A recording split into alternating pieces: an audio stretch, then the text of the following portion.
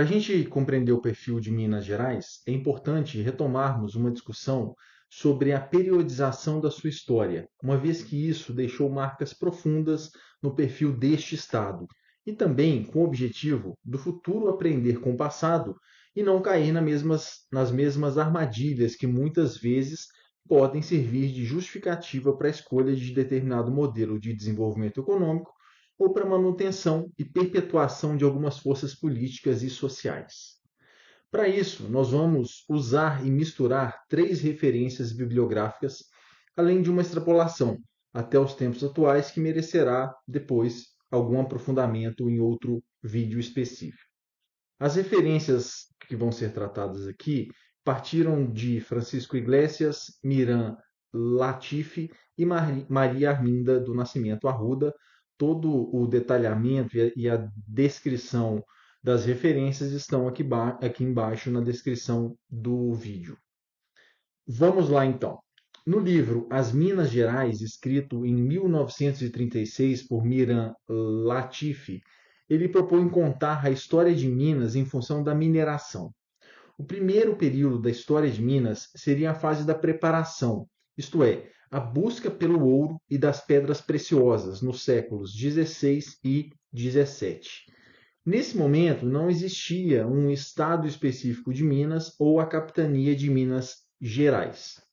Em seguida, ele e vários outros historiadores sugerem uma segunda fase, que surge no final do século XVII e prolonga ao longo do século XVIII.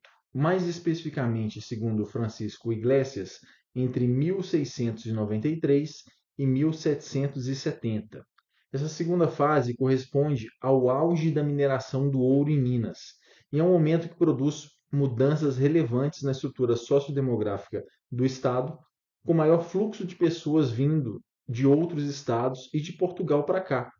É um momento também de constituição de cidades, de fomento de atividades como o abastecimento das vilas e uma maior intensidade da vida urbana, que não era usual para um país que era estabelecido como uma colônia agrária exportadora e com baixíssima integração entre as suas regiões. Minas se torna quase um paraíso para a coroa de Portugal, que já mostrava sinais de decadência. E também é fundamental ressaltarmos aqui a extrema necessidade de mão de obra escrava para a extração de ouro e de pedras preciosas, que é um tema pouco debatido e com reflexos muito importantes na identidade deste Estado. No início desse período, Minas ainda pertencia à capitania de São Paulo e de Minas do Ouro, e antes disso, à capitania de São Vicente. E é um período de muitos conflitos, a partir do descobrimento do ouro, por exemplo, a Guerra dos Emboabas em 1708 e outros conflitos anteriores entre indígenas e bandeirantes.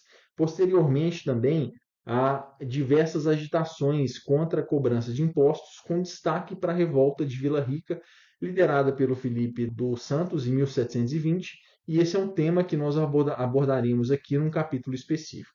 Mas tem vários outros conflitos nessa época que a gente está chamando do segundo período da história de Minas. A terceira etapa ela começa no final do século XVIII e se estende durante todo o século XIX e as primeiras décadas do século XX, com a decadência da mineração do ouro em Minas e com a mudança na dinâmica social, a partir de uma ruralização e da mudança do eixo da vida social para o entorno das fazendas, que eram voltadas a atividades de subsistência e não eram fazendas agrário-exportadoras. Segundo Francisco Iglesias, essa etapa poderia ser subdividida em duas, sendo uma primeira etapa entre 1770 e 1830, com um forte declínio da mineração do ouro e com a busca de outras atividades econômicas. E nessa segunda etapa, entre 1830 e 1939, seria uma etapa baseada numa economia agrícola com predominância do café. Um dos elementos mais interessantes aqui é tratado pela Maria Arminda, num subcapítulo dedicado à temporalidade de Minas, ao associar a história de Minas à sua natureza mítica, que, por definição, possui uma característica atemporal. Quando a gente fala de uma natureza mítica, nós estamos aqui usando o poder dos mitos, cujos efeitos perduram do passado, passando pelo presente e para o futuro. Na etapa do apogeu da mineração do ouro, Minas tinha um ritmo muito intenso de vida social. E grande parte da arrecadação de impostos da coroa portuguesa vinha de Minas. Daí, imagina o grau de cobrança e o grau de fiscalização sobre essa terra mineira e sobre as atividades minerárias. E junto disso, um grau de insatisfação intensa da cobrança. E ao mesmo tempo, as minerações de ouro demandavam abastecimento de mercadorias. Ou seja, a gente tinha um fluxo intenso de comércio aqui, várias atividades urbanas e uma cobrança muito significativa de impostos que gerava uma insatisfação bem alta na população. Bom, as regiões aqui em Minas recebiam novos fluxos de pessoas que chegavam em busca da promessa do ouro, demandavam novos locais para morar e abastecimento de comida e diversos tipos de mercadorias, além de adentrarem a região com novos costumes e hábitos que deveriam, claro, produzir choques culturais muito importantes. E aqui é fundamental ter clareza que toda essa dinâmica era puxada e ditada pela metrópole e também pelas transformações do capitalismo industrial na Inglaterra. Era a Europa que demandava maior extração de ouro e uma cobrança muito intensa de impostos. E isso ditava o fluxo das pessoas, o comércio interno e novas questões sociais advindas de um processo de constituição de novos núcleos urbanos. Para Maria Arminda, isso significa que a temporalidade desse primeiro período era regida externamente. Com o esgotamento da mineração do ouro e entrando no que a gente está chamando aqui da terceira etapa da história de Minas, a direção da temporalidade muda e passa a ser ditada internamente. Aqui vale uma ressalva que o ouro, naquele momento, ainda era extraído da superfície, tinha pouquíssimo emprego de técnicas efetivas de mineração. E quando esse ouro de superfície se esgota, ocorre um movimento inverso, com uma intensificação da ruralização. Então, a vida social se volta para o entorno das fazendas que se transformam de fato no microcosmo da vida social, cultural e material de Minas. É a fazenda que se torna o centro da vida em Minas durante quase 2 séculos. Isso deixa uma marca muito profunda na nossa história. As cidades, então, elas se tornam meras extensões das fazendas. A gente não tem mais aquela dinâmica social que a gente viu durante o século XVIII. E essa fazenda, na verdade, como eu comentei anteriormente, era muito voltada para atividades de subsistência e pouco para atividades de exportação. As famosas plantations, que são áreas extensas com uma atividade muito focada na monocultura, que são áreas muito comuns, por exemplo, no centro-oeste do Brasil, ocupando áreas muito extensas, elas são voltadas para exportação, mas elas não eram comuns em Minas. Aqui, no século XIX, principalmente início do século XX, ainda predominava fazendas, sítios, roças com menor extensão territorial e com várias atividades simultâneas. E eram áreas que tinham uma diversificação de atividades bem significativa no seu entorno, sem uma estrutura e sem um projeto claro de comercialização e de exportação como a gente conhece hoje e como existia, por exemplo, nas plantações de cana também de açúcar no Nordeste. Agora, assim, se coloque nesse novo ambiente do século XIX. É um ambiente muito lento, fechado em si, com poucas trocas com outras regiões e países. É um ambiente onde as relações são muito restritas, elas se dão muito nas imediações das fazendas. É um tempo quase parado, é um tempo muito lento, é um tempo que demora muito a passar, totalmente ao contrário do que ocorreu no século XVIII, no período mais abundante do ouro. Isso também traz no século XIX um certo ressentimento. É um ressentimento daquela riqueza que Minas tinha, daquela prosperidade muito abundante do ouro e de uma região que sim, que era o centro da colônia portuguesa, que era o centro do Brasil e que ditava toda a dinâmica econômica no país. E no século XIX, ainda as pessoas ainda carregaram durante muitos anos, durante décadas, uma expectativa que isso pudesse ser retomado. E aquele contraste com um novo ritmo, né? Com um ritmo mais lento e com uma lembrança de toda a abundância que existiu no século anterior. E é desse contraste que a Maria Arminda Arruda ela traça e ressalta alguns elementos constituintes da nossa mineiridade, que nós vamos explorar com muita calma num próximo vídeo específico sobre quais foram os principais autores fundadores desse termo mineiridade. Bom, então a gente tem um século XVIII muito intenso, com muita riqueza em comparação com o século XIX, que é um século mais lento, monótono e quase eterno. É um século muito pautado na fazenda e não mais na cidade, na atividade urbana. A presença do mito que traz um sentido de perpetuação, de algo atemporal. É isso que fica no contraste entre esses dois séculos ali.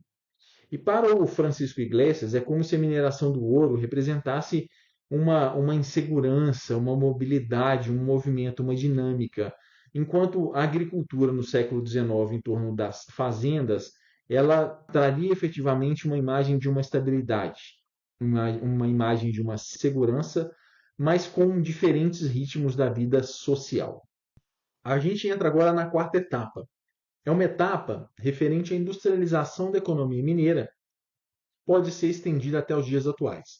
Valendo aqui várias ressalvas sobre os avanços e os retrocessos da industrialização. E é bem interessante que um dos autores tratados aqui, Miran Latif, em 1936, ele estava escrevendo seu ensaio sobre Minas e 1936 coincide bem com o início dessa quarta etapa, desse quarto período da história de Minas. Ele estava numa expedição para buscar novas minas de ouro em Minas e foi uma expedição que resultou em fracasso. É claro, o apogeu da mineração do ouro já tinha se passado há mais de 100 anos. E ele então ousa dizer que o ciclo do ouro em Minas ele só se encerrou de fato no momento que este Estado percebeu que essa terra não oferecia mais riqueza e que era preciso então se desvencilhar do passado e se abrir efetivamente para novas oportunidades e novas atividades econômicas, como exemplo da siderurgia, da indústria e da agricultura. E é esse romper do passado e a busca de um novo futuro que também traz implicações importantes. Por quê? Porque ele traz uma ameaça de uma descaracterização significativa do perfil de Minas, em questionar todas as tradições, em questionar todo aquele ritmo mais lento, aquela estabilidade que a gente viu efetivamente durante o século XIX e o início do século XX também. E, sem dúvidas, essa última etapa da periodização da história de Minas merece um aprofundamento maior de dados e referências. Nós teremos alguns vídeos depois para tratar disso com calma. Mesmo assim, por hora, vale a gente extrapolar a proposta da Maria Arminda e perceber que Minas realmente ousou inverter no século XX, nessa quarta etapa, a dinâmica da temporalidade inicialmente regida externamente e depois regida internamente, mas com baixíssimo dinamismo, para encontrar ali no século XX, a partir da década de 30 e 40, um novo ritmo, um ritmo próprio, com relações internas e externas e com um grande dinamismo econômico. É nessa fase, a partir de projetos de desenvolvimento que nós vamos explorar com calma, que Minas Gerais cresce acima do Brasil. É nesse momento que esse estado avança da siderurgia para o complexo metal mecânico a partir da Fiat, que estabelece a CEMIG e que dá um salto na questão energética e que depois também se industrializa a partir da simbiose do capital estatal e do capital estrangeiro. E é nessa nova temporalidade que a gente enxerga a incorporação de novos elementos, a retomada de uma dinâmica urbana, o questionamento das tradições e a busca da modernidade, produzindo reflexões sobre qual seria efetivamente a essência de Minas e quais seriam os futuros possíveis e as consequências e os impactos nas relações sociais.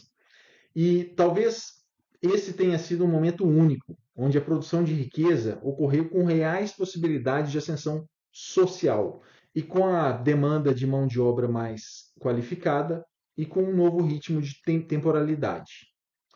Cabe aqui uma reflexão também sobre os tempos atuais, ainda dentro desse conceito de temporalidade e de periodização tratado aqui. Onde nos situamos hoje, em 2025? Seria esse um Estado que busca se ancorar nas tradições, no ritmo da vida do século XIX? Ou um Estado que busca uma nova dinâmica temporal de incorporação de novos elementos, de deglutir elementos externos e de incorporá-los na identidade de Minas. Seria esse o estado das Minas do século XVIII ou das Gerais do século XIX? Nós vamos conversar com calma sobre isso aqui. Um abraço.